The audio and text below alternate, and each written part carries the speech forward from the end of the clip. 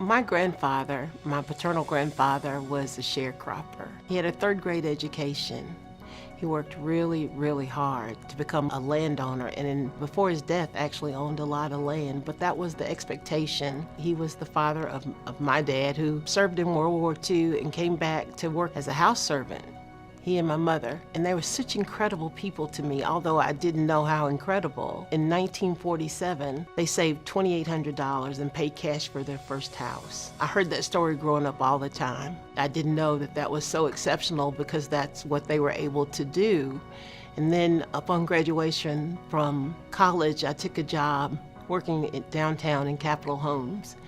And when I got there, I met grandmothers and mothers who lived in Capitol Homes. They were teenage girls whose highest aspiration was to become pregnant so that they too could get a roach and rat infested apartment.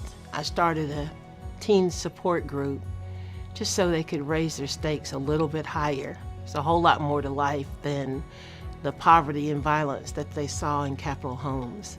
And that's when I began to realize how important my upbringing was. My parents showed me something different than their own experience.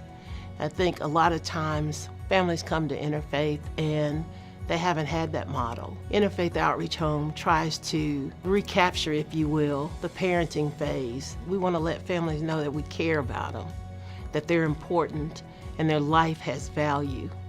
And regardless of what their present situation is, it can get better.